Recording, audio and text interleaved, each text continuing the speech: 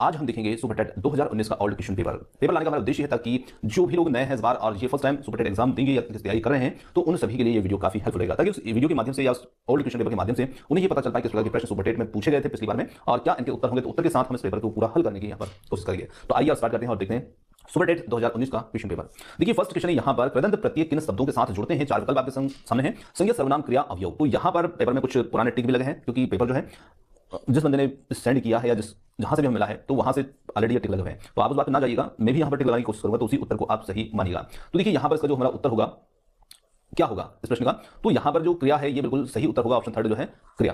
कृदंत प्रत्यय किन शब्दों के साथ जुड़ते हैं, तो ये क्रिया शब्दों के साथ में जुड़ते हैं। चलिए अगला क्वेश्चन हमारा जो व्याकरण को जानता है वाक्यांश के लिए एक शब्द में क्या उत्तर होगा। वैज्ञानिक, व्याकरण, बहुज्ञ या फिर शास्त्रज्ञ। तो यहाँ पर भी जो ऑप्शन सेकंड है वो बिल्कुल सही उत्तर है इसके लिए, तो व्याकरण उसे कहेंगे। चलिए अगले क्वेश्चन की ओर बढ़ते हैं। सरस्वती पत्रिका के संपादक जो थे ये कौन थे, तो सरस्वती पत्रिका के संपादक जो थे महावीर प्रसाद द्विवेदी, बिल्कुल राइट उत्तर है। तो यहाँ पर महावीर प्रसाद द्विवेदी उत्तर हो जाएगा। अगले क्वेश्चन की ओर बढ़ते हैं। चिदंबरा पर ज्ञानपीठ पुरस्कार प्राप्त हुआ, तो चिदंबरा पर ज्ञानपीठ पुरस्कार जो है ये किन्हें प्राप्त हुआ, तो ये प्राप्त हुआ था सुमित्रा नंदन पंत को। ऑप्शन जो सेकंड होगा ये बिल्कुल राइट है इसके लिए। चलिए अगला क्वेश्चन यहाँ पर महान शब्द में त्व प्रत्यय जोड़ने से यहाँ पर कौन सा शब्द बनेगा, तो उस शब्द को हमें पहचानना है। तो यहाँ पर ऑप्शन थर्ड जो होगा यही बनेगा महत्व। ठीक है, महत्व यहाँ पर शब्द बनेगा। अगला क्वेश्चन है महावीर प्रसाद द्विवेदी ने आदिकाल को क्या संज्ञा दी है, तो महावीर प्रसाद द्विवेदी ने आदिकाल को क्या संज्ञा दी है, बीज वपन काल या फिर आदिकाल, वीर गाथा काल, चारण काल। तो यहाँ पर ऑप्शन जो फर्स्ट है ये बिल्कुल राइट है। चलिए अगला क्वेश्चन यहाँ पर हिंदी शब्द जो है ये किस भाषा से लिया गया है, तो हिंदी शब्द जो है ये फारसी भाषा से लिया गया है, इसके लिए फारसी यहाँ पर राइट उत्तर होगा। अगला क्वेश्चन यहाँ पर निम्नलिखित में तत्सम शब्द है, तो तत्सम शब्द को यहाँ पर पहचानना है, तो तत्सम शब्द यहाँ पर होगा ग्रह, जिसका ये ऑप्शन 4। बढ़ते हैं अगले क्वेश्चन की ओर। यहाँ पर एक गद्यांश और गद्यांश को हमें पढ़कर इसके प्रश्न का उत्तर देना है। तो चलिए गद्यांश को समझते हैं और पढ़ते हैं। हमारा जीवन पाखंड में बन गया है और हम इसके बिना नहीं रह सकते। अपने सार्वजनिक जीवन को निजी जीवन में कहीं भी देखें, हम एक दूसरे को छलने की कला को खुलकर उपयोग करते हैं। इसके बावजूद यह विश्वास करते हैं कि हम ऐसा कुछ भी नहीं कर रहे हैं। हम इस प्रकार की भाषा का प्रयोग करते हैं जिसकी उस अवसर पर कोई आवश्यकता नहीं होती। हम किसी भी बात को यह जानते हुए कि वह सही या सत्य नहीं है, लेकिन उसके प्रति निष्ठा या विश्वास इस तरह प्रकट करते हैं जैसे हमारे लिए वही एकमात्र सत्य है।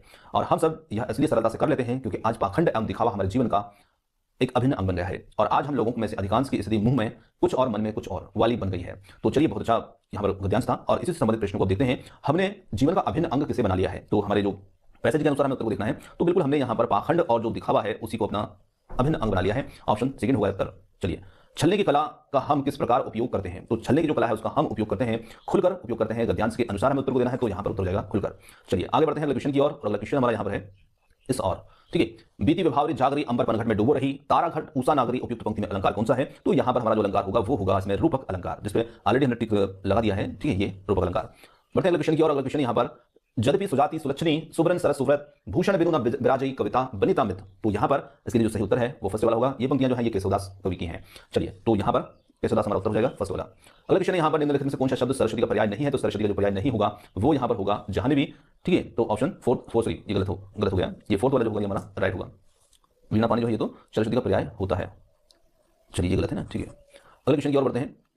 मैं हम तुम आदि शब्द हैं, तो ये संबंधवाचक, अनिश्चयवाचक या प्रश्नवाचक या पुरुषवाचक सर्वनाम है, तो बिल्कुल यहाँ पर हमारा जो उत्तर होगा ये जो है ये पुरुषवाचक सर्वनाम है। अगला क्वेश्चन यहाँ पर निम्नलिखित में से महाप्राण व्यंजन कौन से हैं, तो महाप्राण व्यंजन वे होते हैं जिनके उच्चारण करने में मुंह से ज्यादा वायु बाहर निकलती है और वे सभी यहाँ पर हम देख पा रहे हैं कि ऑप्शन सेकंड के अंतर्गत ख, छ, ठ, थ और फा है।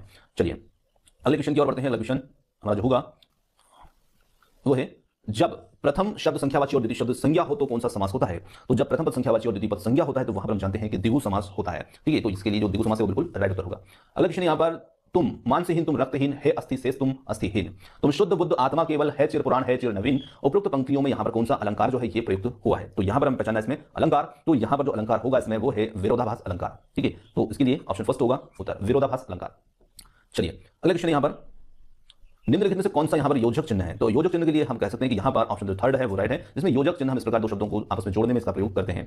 चलिए अगले क्वेश्चन की ओर बढ़ते हैं। बुद्धिमान शब्द किस संवर्ग में है, संज्ञा, विशेषण, सर्वनाम या फिर अवयव, तो यहाँ पर हम कह सकते हैं कि बुद्धिमान जो है ये शब्द विशेषण संवर्ग के अंतर्गत यहाँ पर है। ठीक है, ऑप्शन जो सेकंड होगा ये हमारा इसमें सही उत्तर होगा। अगले क्वेश्चन यहाँ पर कवि का स्त्रीलिंग शब्द है, तो कवि का स्त्रीलिंग शब्द क्या होता है, तो यहाँ पर ऑप्शन थर्ड इसके लिए बिल्कुल राइट है कवित्री। ठीक है, कवित्री जो होगा ये कवि शब्द का एक स्त्रीलिंग शब्द होगा। आगे बढ़ते हैं अगले क्वेश्चन की ओर। चलिए अगला क्वेश्चन यहाँ पर है शोले शोले ना माणिक्य मोंक्तिकम न गजे गजे साधु न ही सर्वत्र चंदन न वने वने, अश्विन श्लोक सर्वत्र के ना भवंती। अब जो प्रश्न है हमारे वो संस्कृत से संबंधित है। ठीक है, तो यहाँ पर अश्विन श्लोक के सर्वत्र के ना भवन्ति। तो यहां पर इसके लिए जो राइट उत्तर होगा वो हो जाएगा इसमें साधवो, ऑप्शन जो सेकंड है वो इसके लिए यहां पर बिल्कुल सही उत्तर है। चलिए अगला क्वेश्चन है सूर्योदय पद में प्रयुक्त समास है, तो यहां पर सूर्योदय पद में कौन सा समास है? तो यहां पर जो समास होगा वो तत्पुरुष समास है, ये इसके लिए बिल्कुल राइट है, तत्पुरुष समास। अगला क्वेश्चन है नीलोत्पलम में कौन सा समास है? तो नीलोत्पलम में समास कौन सा होगा? द्विगु द्वंद्व बहुब्री या फिर है कर्मधारय। तो इसमें कर्मधारय समास जो है वो बिल्कुल सही है, कर्मधारय समास। चलिए अगला क्वेश्चन है दास्यति क्रियापद में लकार है, तो दास्यति क्रियापद में क्या लकार है ये हमें इसमें देखना है, लट लोट या फिर लिट या विधिलिंग। तो यहां पर हम कह सकते हैं कि इसमें लिट लकार होगा, ऑप्शन थर्ड इसके लिए सही है। चलिए अगला क्वेश्चन है, अगला क्वेश्चन है यहाँ पर उदेति सविता ताम्रा एवं अस्मेति चा संपत्तो विपत्तो चा महता में रूपता सविता त्रिदशा उदेति। तो यहां पर जो उत्तर इसके लिए बनेगा वो बनेगा ऑप्शन फर्स्ट ताम्रा। ठीक है, तो इसमें ऑप्शन फर्स्ट इसके लिए सही उत्तर होगा। अगले क्वेश्चन की ओर बढ़ते हैं। अगला क्वेश्चन हमारा है पितृस्वासा का क्या अर्थ है? तो यहां पर बुआ, चाची, ताई या फिर मौसी। तो इसके लिए जो सही उत्तर होगा वो हो जाएगा ऑप्शन फर्स्ट बुआ।